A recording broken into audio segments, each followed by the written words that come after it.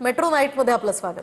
आणि बुलेटिनच्या सुरुवातीलाच बातमी चव्हाण आणि शिंदेंच्या एका कार्यक्रमामध्ये एकत्रित येण्याची। फोडाफोडीवरून होणाऱ्या वादानंतर एकनाथ शिंदे आणि रवींद्र चव्हाण पहिल्यांदाच एकाच मंचावर आले। यावेळी रवींद्र चव्हाण बोलत असताना एकनाथ शिंदेंची देहबोली काहीशी आक्रमक पाहायला मिळाली। डोंबिवलीतल्या क्रीडा संकुलाच्या भूमिपूजनावेळी शिंदे आणि चव्हाण एकत्र आले होते।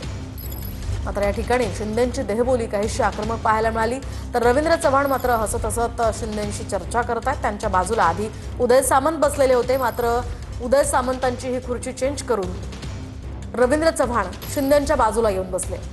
त्यामुळे आता झालेल्या वादावर पडदा टाकण्याचा रवींद्र चव्हाणांकडून प्रयत्न होतोय का, असंही बोललं जात आहे। एकूणच याआधी पक्षप्रवेशाच्या या सगळ्या प्रकरणानंतर शिंदे आणि चव्हाण यांच्यामध्ये वाद झाल्याचं समोर आलं होतं। तर दुसरीकडे शिंदेनंतर रवींद्र चव्हाण हे श्रीकांत शिंदेंची सुद्धा चर्चा करत असल्याचं पाहायला मिळालं।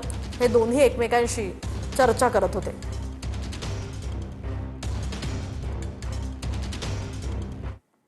दुसरीकडे डोंबिवलीतल्या निधीवरून एकनाथ शिंदेंसमोरच रवींद्र चव्हाण आणि श्रीकांत शिंदेंमध्ये जुंपली।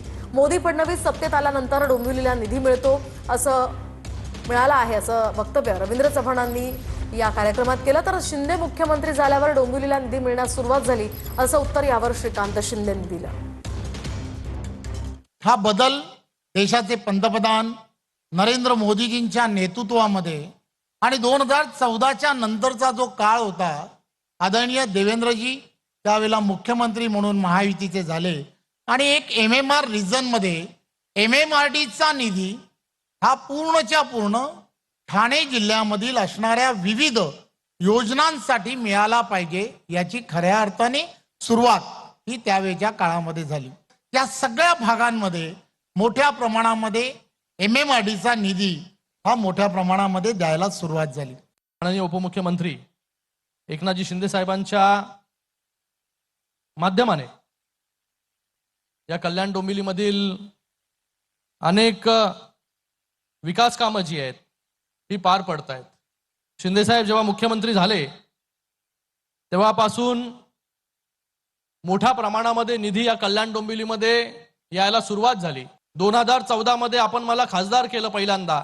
2014च्या अगोदरची परिस्थिती आणि 2014च्या आत्ताची 10 वर्षानंतरची परिस्थिती या कल्याण डोंबिवलीची आपण सगळे लोक पाहत आहे। मला काही वेगळं सांगायची गरज नाही। नगरपालिका निवडणुकीसाठी अत्यंत चुरशीनं पार पडलेल्या मतदानानंतर आता अनेक ठिकाणी पैजा लावल्या जात आहेत। अकलूज नगरपालिकेच्या नगराध्यक्ष पदासाठी 2 मित्रांनी चक्क बुलेटची पैज लावली आहे। मोहिते पाटील समर्थक आणि भाजप कार्यकर्त्यांमध्ये या पैजा लावल्या जात आहेत। मोहिते पाटील समर्थक मच्छिंद्र कर्णवर आणि भाजप कार्यकर्ता दादा तरंगे यांनी बुलेटची पैज लावली। 21 डिसेंबरच्या निकालानंतर कोण पैज जिंकणार याची आता चर्चा सुरू झाली आहे। आणि जर कमळाचा नगराध्यक्ष झाला तर मी ह्यांना बुलेट द्यायची दादा तर गेला। कमळाचा नगराध्यक्ष भारतीय जनता पार्टी